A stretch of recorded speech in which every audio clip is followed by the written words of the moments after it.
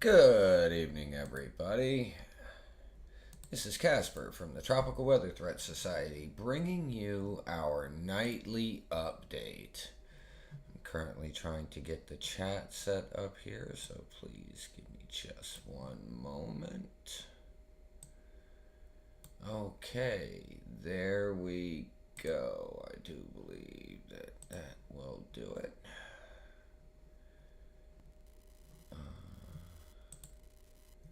There we go. And I got YouTube open as well. Alrighty, everybody. Well, taking a look at the overall basin today, there's not really a lot to talk about. There's not a lot of storm or convective activity really at all. As you could see with our area here off the southeastern United States, there's not really a lot of shower and thunderstorm activity associated with it.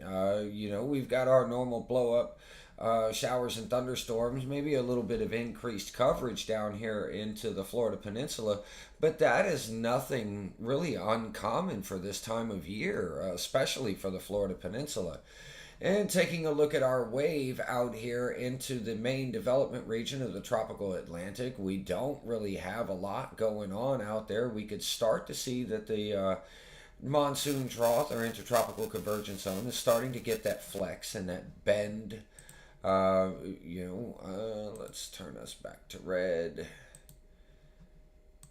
It's starting to get that kind of like that flow like this and that little wave. And this is our area of invest. I believe it's 96L.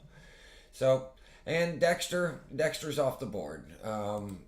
Got post-tropical cyclone designation to it earlier today. And again, our surface analysis, we can see we do have a low pressure center off the Carolina coast here, tied to a mid-level trough. So again, just increasing some shower and thunderstorm activity, and our tropical wave out here into the middle part of the Atlantic.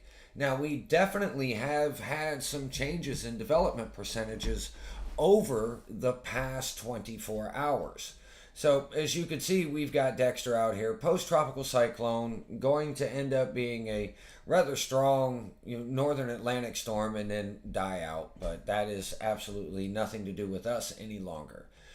Our disturbance number one has actually had a development percentage reduction over the last 24 hours. Currently, we are at a 10% chance of development over the next 48 hours and a 20% chance of development over the next 7 days. If this is going to develop, it is going to probably be about the early part of next week. And then that'll be the window to where if it's going to do something, it'll do it then. And our Invest 96L out here into the tropical Atlantic currently has a 10% chance of development over the next 48 hours. This is down from 20 yesterday. And we even had a 30 before that. So the 48-hour percentages have been trending downward. But the overall percentages of development over 7 days still remains at 60%. So there was no changes there. Taking a quick look at Earth Null, I'm going to bring this back to the now because it really does show how this little wave and Invest 96L is kind of bent up the monsoon trough here. And then we do have another wave that is forecast to exit. But there's been a lot of scary models showing, and especially the little double twin major hurricane from the GFS that populated yesterday, and people were sharing, and everybody was going absolutely crazy with one major on the west side of the Florida Peninsula and another one on the east side of the Florida Peninsula. If you guys look at the GFS this afternoon, the GFS it develops something, but it doesn't even bother to touch land at any point in time. So it's kind of funny to watch these people, try to share this stuff, and they legitimately have no idea what they're talking about. They just, oh my God, look, it's scary. We could get attention, and unfortunately, people give it to them. But hey, It's you look at it to the very next run and it's completely changed.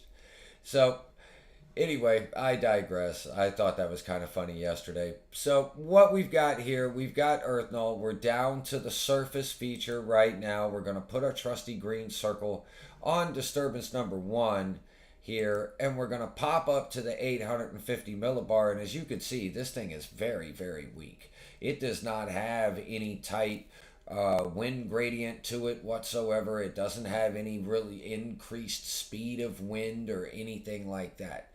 But if I run this forward 24 hours, as you can see, we start to get a little bit of an increase in winds, and associated with the frontal boundary and this little low pressure, we're starting to get kind of a little bit of a squeeze play going on, and it's increasing the winds on the northern side. So we may see some rip current increase here along the outer banks of North Carolina, getting into parts of Virginia, and even all the way up through the New England or the New Jersey coastline, just with these onshore winds.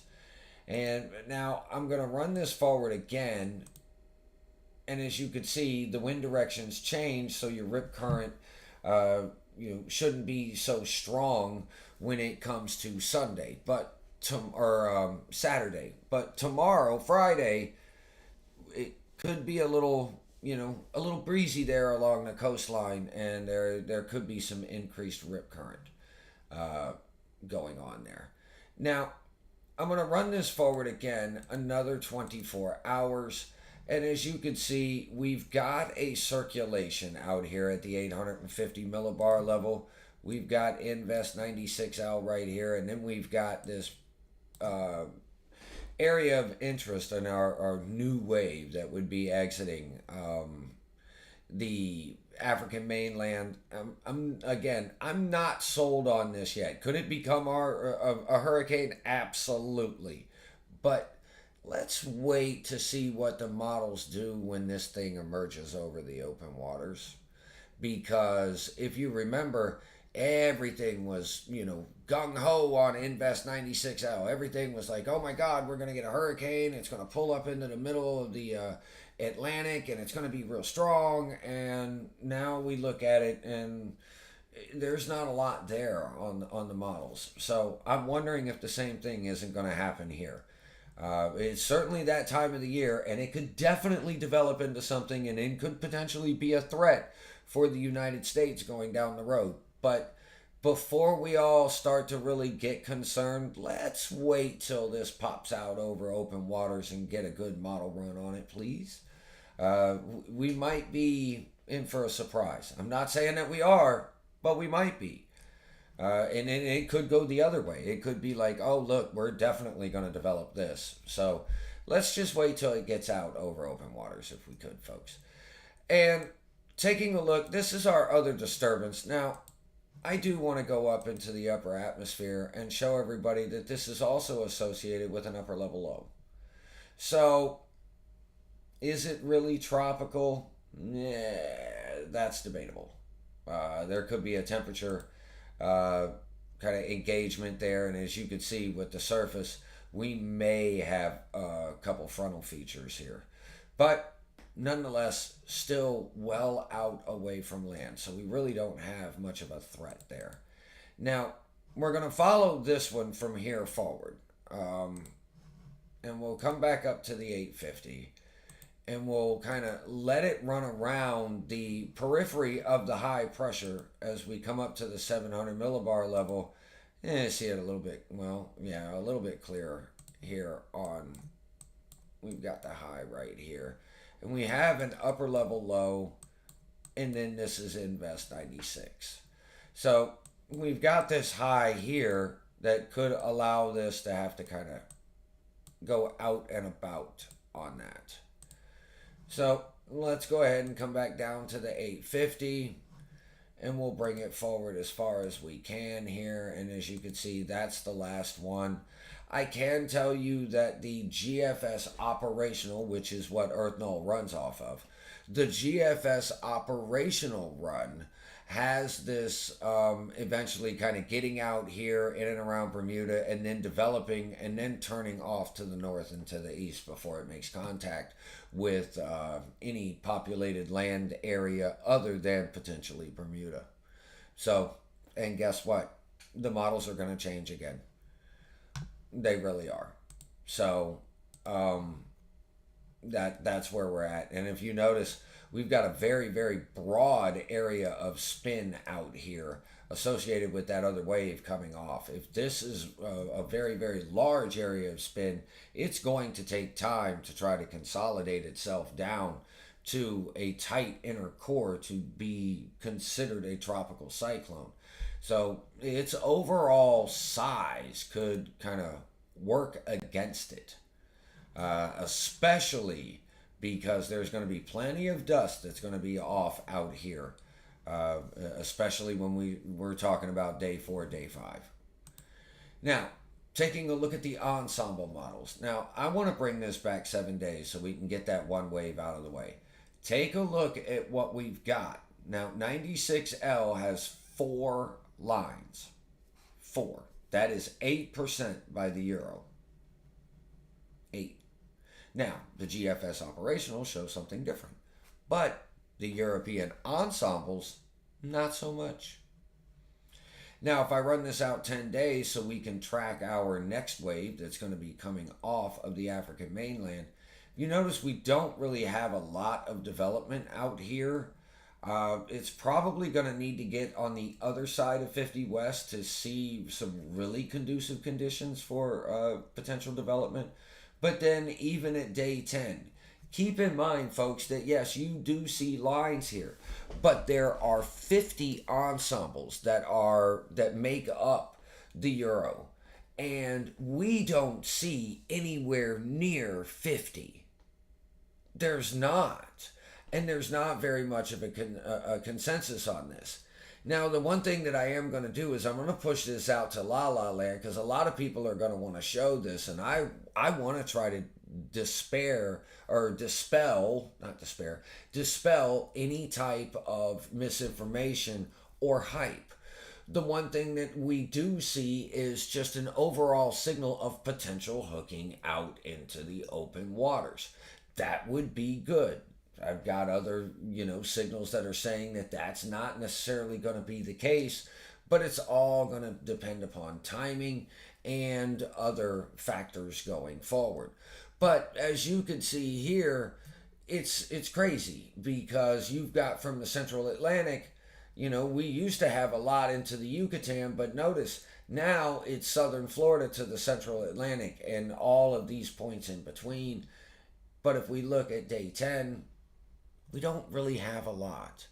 So what I'm seeing is maybe the start, and we won't know for a couple days, but maybe the start of a downward trend in some of this. And it could bounce right back on the very next run. That's why we need to see run after run after run with kind of the similar solution, whether it's going down, whether it's coming up, intensity holds, does it converge into, do the tracks converge into one particular area? Do they continue to diverge and, cause more uncertainty?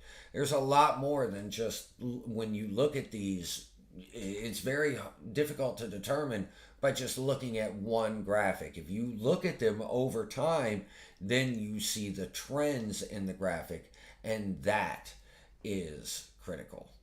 So if we look at the Euro's AI, now if you remember, just a few days ago, the European AI was going absolutely bonkers here in the eastern Gulf of Mexico. Take a look now.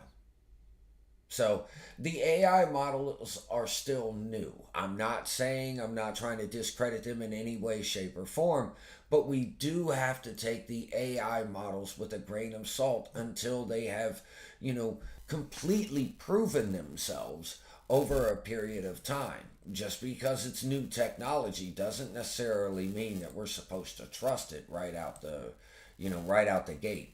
There's a lot of things that have got to be done to it, a lot of upgrades and stuff like that. So, we've got to be, cautious with new technology especially when it first comes out. So if we look here, we do have a lot more signal. Like there's certainly a lot of the majority of the 50 ensemble members are representative here in one way, shape, or form. But now, if we run this out to La La Land, if you notice, the AI has a massive hook and turn. You barely get a few of them even going through, and I did count them out earlier in our analysis. There's seven. Now you take that compared to what we've seen over the last few days, we notice a trend. Like I said, and this is way out into La La Land. This model has absolutely no skill past this point, and you're pushing its limits here, like really, really pushing its limits. And anything beyond here, all of this is La La Land. It's what we call fantasy world. Things are going to change from there, no doubt about it. Now, we're going to compare that to the GEFS model here. And we're going to run it out 5 days. We don't really see a lot there associated with Invest 96L. Take it out 7 days, maybe a little bit of response. We'll take it out 10 days. Now we're starting to see a little bit of signal coming from the secondary wave as well. We don't have a lot. Now, also that the GFS has 31 members, so each line is approximately 3% probability, not 2% like we get with the Euro. So, if we look, there's cause. I mean, it's that time of year, folks, but it's not a massively strong signal yet. I mean, could it develop? Absolutely. But I'm not 100% sold on what we're seeing so far. I'm just not. Now, I'm going to push this out to La La Land, and as you can see, ooh, big scary colors. Keep in mind, there's a curve. Now, the one thing that we have seen is the Euro, regular Euro, the Euro's AI model, and now the GEFS, all showing similar signals to where if this does get into the southwestern Atlantic, it is going to try to pull, but does it get too far too wet, or does it get too far west too late and it can't make that turn? But again, we're way out in the La La Land, and we're going to have to wait and see. I mean, it's crazy to get all hyped up on something that hasn't even bothered to exit the African mainland. I mean, that's nuts. And for these people to be going crazy, trying to post hour 352 or 354, hour 360 of taking the models to their absolute nth degree, way out into La La Land, and then this could happen. No kidding, like it's August. You would expect the models to show a hurricane in the long range, but is it consistent from run to run? Don't embarrass yourself, folks. Don't do it.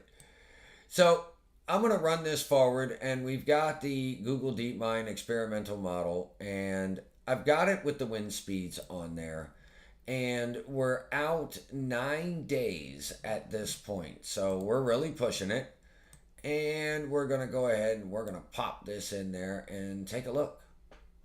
So we do have some curve, quite a bit, and a couple that get a little bit too far to the west.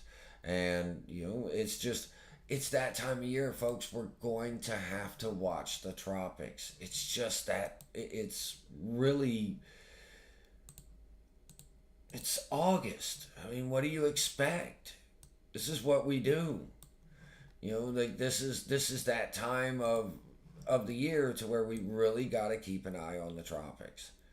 This is why we're going to be live from every single night from August 15th to October 31st, regardless of development percentages in the basin. I'm just going live every night and say the heck with it.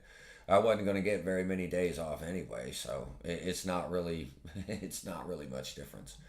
So if we take a look at all of the ensembles, I've turned all of them on here on the Google DeepMind, and as you can see, there is quite a bit of potential agreement in possible curvature with this one that has yet to emerge from the African mainland. So, eh, hopefully that will help dispel some of the hype. With the other two, we really don't have any threat with the outlook right now in the Atlantic Basin. Another factor, I'm just going to push play.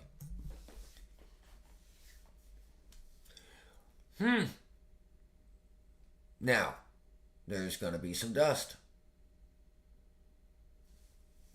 There's definitely going to be some dust out there. So if we get, here's day 5. Now, we would expect this to be back here somewhere in this pocket. But as we can see, there's quite a bit of dust still lingering, and dust preceding the storm. So it's going to help dry out the atmosphere even more. And though without much shear, it really doesn't have that much of a factor going in. And I do know that the shear values are anticipated and forecast to reduce. But we've got some other news. I don't even know why I still have this up. We don't have an excessive rainfall risk anymore. I do have some other news as far as the MJO is concerned. We're about out of it. All right, we're getting to the point to where now it is starting to get over Africa, and it is starting to enhance Africa as we go forward into kind of getting out of phase 1 right at the end and getting into phase 2. If we take a look at some of the 200 millibar kind of zonal forecast here, green means go and red means stop. So I'm not saying that it's going to impinge on any type of tropical cyclone development, but maybe not the best forecast environment. We're looking at the empirical wave propagation here, and in the GFS, the global forecast system, we're noticing that maybe a little bit of just conditions that aren't as like super conducive. So that's not going to hurt my feelings at all. But well, again, it's all we're in August, folks. We're going to have to watch it. Regardless what happens. The Climate Prediction Center is calling for the potential of development, 45 to 60 degrees gets a 40%, 45 to 60 degrees west. So, a pretty decent spot here of a 20 to 39%, a couple areas, and then continuing along into the next, set of week, or the next set here, August 20th to the 26th. So right now, it's that time of year, but we're not under imminent threat. And this is where we're at as far as the season goes. Again, we're not under an imminent threat yet. So we still got a lot to play out. As far as the origin points, I've been showing this every night this year. 107 tropical cyclone formations over between 1851 and 2024 from August 1st to August 10th. That is going to increase from August 11th through August the 20th to 152 named storms or points of tropical cyclone origin from 1851 to 2024. So you expect the increase in activity. Now, jumping out to the Eastern Pacific here real quick, we've got Henriette, we've got Evo. Henriette is about ready to do something wildly insane if it actually makes it. It's got about 48 hours to go. And if it does, I will be floored that this thing makes it through this big old pocket of cool water and then turns into a hurricane again. So, taking a look at the Eastern Pacific from the National Hurricane Center, you can see two tropical storms out here. Henriette currently at 18.9 north, 136.8 west, moving west at 16 miles an hour with a minimum central pressure of 1006 millibars. Maximum sustained winds have come down to 45 miles an hour. Looking at the tropical cyclone, this thing is embedded in a whole bunch of dry, stable atmospheric conditions. How it's still holding on, it is amazing. But it's doing it. And it's kind of helping defy some of the regular and common, common thought processes of the Pacific, because this thing is plowing through a whole bunch of cool water, really chilly waters. It's plowing through massive amounts of dry, stable air, and yet, just like the Energizer Bunny back in the day, it is still going. And if we look, though, we have hazards affecting land, none. So we're not worried about it. But this thing, I gotta read this. Henriette is expected to continue moving over cool ocean waters near 24 degrees C for another 36 hours before it begins to gradually move over increasing water temperatures. The tropical storm will also continue moving through a very dry environment. Most of the guidance shows the storm maintaining a 35 to 40 knot intensity during this time. Henriette is expected to encounter colder than normal mid and upper level temperatures in a couple of days. If Henriette survives the next 48 hours or so, then strengthening would appear likely later in the forecast period due to increasing sea surface temperatures, very low vertical wind shear, and decreasing mid to upper level temperatures as the aforementioned deep layer trough approaches. The official forecast shows some slight weakening in the short term, followed by a strengthening to a hurricane by day 4, well to the north of Hawaii. The latest NHC forecast is near the intensity consensus and close to the higher end of the guidance at day 4 and 5. It should be noted that the HAVS models are showing a slightly higher intensity than the NHC forecast. So, go on, Henriette. Do your thing. Because you're out there in the middle of nowhere trying to get a hurricane going. All right, do your thing. I want to see it. Go ahead. It's a complete fish storm. Show us what you got. I'm looking forward to this one. I really am. I'll be stalking this storm because I really got much to watch in the Atlantic right now. So I will be stalking this storm. Be like, come on. You know you can do it. You can get through there. So now, Tropical Storm Evo, a little bit of a different story here. Got a little close. Didn't actually initiate any kind of warnings. I don't think. No. I know I didn't check the 5. Thank you, James, for posting that. So if we take a look here, we're at 18.8 north, 105.8 west, moving northwest at 21 miles an hour with a minimum central pressure of 1001 millibars. Maximum sustained winds are 60 miles an hour. We take a look at the recent satellite view. It's pretty. And it's also kind of still disjointed. It's not vertically aligned like it should be. And let's hit the auto refresh on this and see if we get a couple extra frames here. Yeah, we do. And even though it is as close as it is to the coast, no watches or warnings. A little bit of rain. So, taking a look at the public advisory, we always scroll down here to the most important part, hazards affecting land. Rainfall, 2 to 4 inches with a maximum total of 6 inches, and this would have most likely already occurred as the rainfall totals down when the rainfall forecast is completely different. They are still calling for this to become a hurricane, but because of the fact that it is so small, it could go crazy. Let me see here. I will get it here in a second. I know it's here. Nope, that's not the one I wanted. Clicked on the wrong one. There we go. We'll come over here to Evo, which is 9E. And it's rapid, 36.5%. Let's go into the rapid and take a look. We're going to see probably some crazy. As you can see, Henriette, no. But we get down to Evo a little bit. The ships has definitely come back some.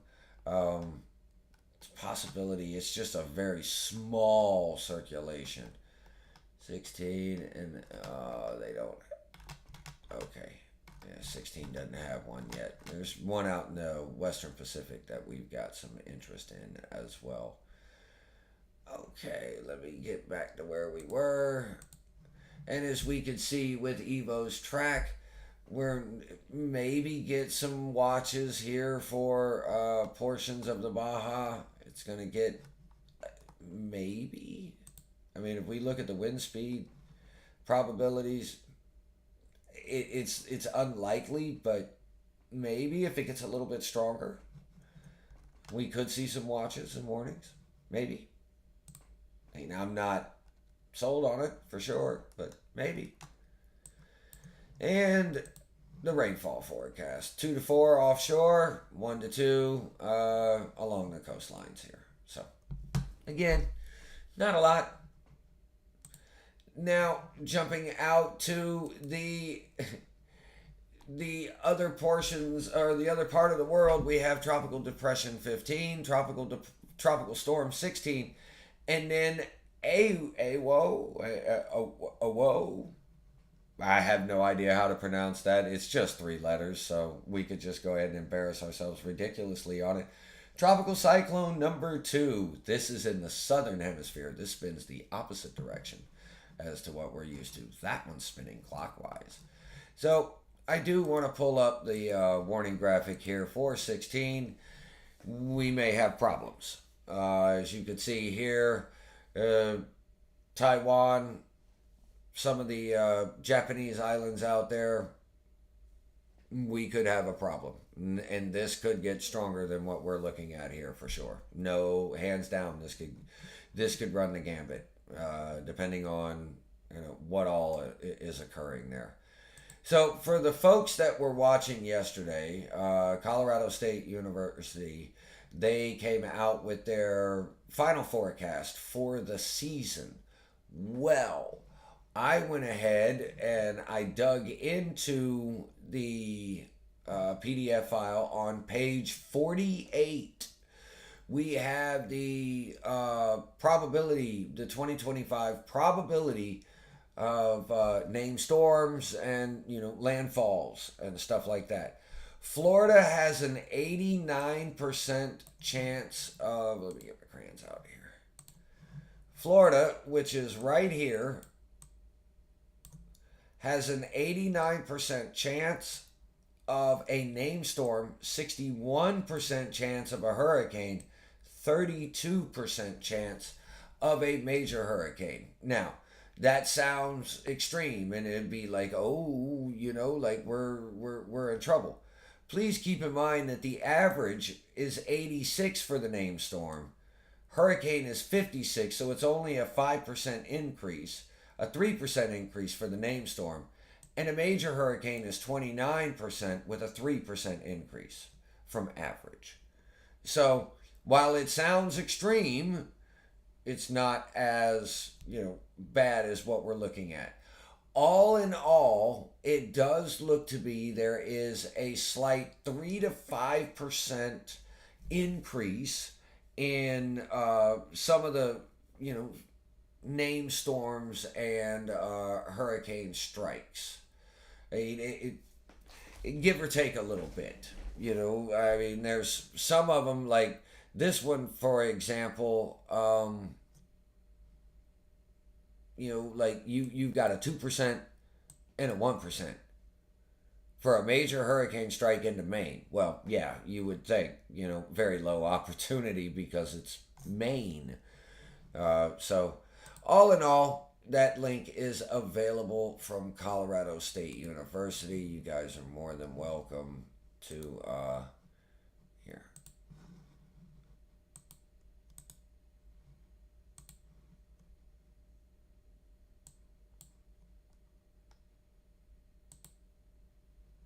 There you go. So if you guys want that. Now, on top of that, NOAA released their final update for August of 2025. It's their final forecast of the season. They have come down on their numbers. We are currently at 13 to 18 named storms from the previous 13 to 19. We had 6 to 10 hurricanes. We now have 5 and 9. Major hurricanes, we had 3 to 5. Now we got 2 to 5. So there has been some positive changes. I mean, it's not the biggest change, but it's change nonetheless, and it's at least in a positive form. Now, last night we were trying to use the Barcelona supercomputing center and their website for information, and it didn't want to load. But tonight we do have it to load. So our named storms, and as you can see, there's all of these different entities and stuff like that. So I mean, there's a lot of big names, big universities, professionals, government entities. So there's a lot here. What we like to do is take the overall average. And right now, the overall average, the July-August average, is 16 named storms. So we're going to change this now to hurricanes. We're going to apply the filter, and as you can see, all the different ones. Purple is private entity, blue is governmental entity, and then green is educational universities. So we also have 8 hurricanes on the average, but the July-August average is 7. So maybe we get a small reduction in those numbers as we go forward. Whatever we can to make it easier on everybody, that's what we're all for. And for major hurricanes, we have an average of 4, what it's showing, but the July-August average is 3. So, again, we're going to have to wait and see. One good thing that I've seen here and noticed is the ACE. This is accumulated cyclone energy. It's a formula of intensity over time with tropical cyclones. And the average, the most recent average, is 143 units of ACE. And though the July-August average is 141 units of ACE. I did check Dr. Trushula's ACE model right here from Weather Tiger earlier today. It runs real time, and it is currently at 140 units of ACE. So, all right, everybody, that's about all I've got for you all this evening. So we'll be live again tomorrow night. I don't see the development percentages on that area of Invest 96L dropping below 40% before our wave starts to get, really starts to get a signal on the outlook. I wouldn't be surprised if they pop it up here. In a little bit, 7 days out. It should be soon, though. We should see another yellow spot out there into the middle portions of the tropical Atlantic. Okay, everybody, I am going to go ahead and jump off. You're very welcome, Betty. I hope you're having a great evening, ma'am. And we'll see you tomorrow night, folks. We'll be here 6 p.m. Eastern, 5 p.m. Central, here live on Facebook and YouTube. So have a wonderful evening, everybody. We'll talk to you then. Good night.